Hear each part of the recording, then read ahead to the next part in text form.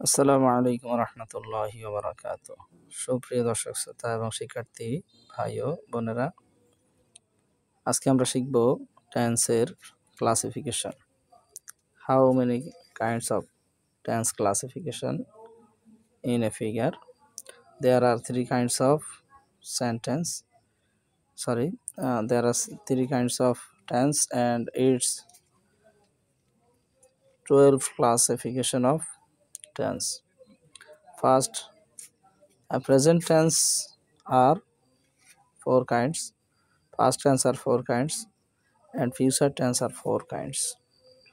So let's begin. Let's get started. প্রতিটি টেন্সকে আমরা চার ভাগে ভাগ করছি: present tense, present perfect tense, present indefinite tense, present continuous tense, present perfect continuous tense.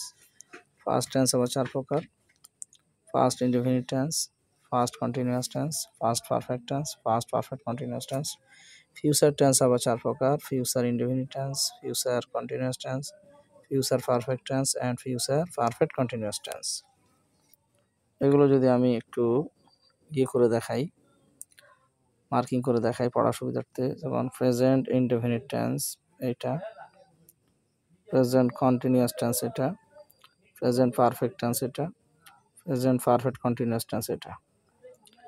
Past indefinite tense, past continuous tense, past perfect tense, past perfect continuous tense.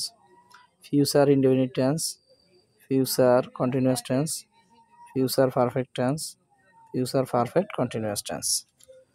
তো এই টেন্সের নামগুলো আগে মুখস্থ করে নিতে হবে শিক্ষার্থীরা।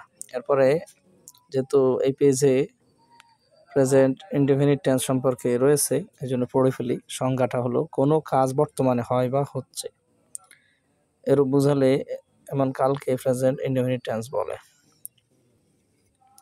কোনো কাজ বর্তমানে হয় বা হয়ে থাকে স্বাভাবিকভাবে, তাহলে তাকে কি বলবে? প্রেজেন্ট ইনডেফিনিট টেন্স বলবে। চিনবার উপায় হলো বাংলা ক্রিয়াপদের শেষে ই, এ, অন্তস্তীয়, ও ইত্যাদি থাকে, যেমন যাই, যা যোগ ই, যাও, যা যোগ ও, যায়, যা যোগ অন্তস্তীয় ইত্যাদি। অর্থাৎ অর্থের দিকে খেয়াল করে এটাকে আপনি চিনতে পারবেন। আর গঠন প্রণালী হলো সাবজেক্টের পর ভার্বের প্রেজেন্ট রূপ ব্যবহৃত হয়। যেমন সাবজেক্ট যদি থার্ড পারসন সিঙ্গুলার নাম্বার হয়, তবে ভার্বের শেষে এস বা ইএস যোগ করতে হয়। যেমন আমি যাই, আই গো, তুমি যাও, ইউ গো, সে যায়, হি গোজ।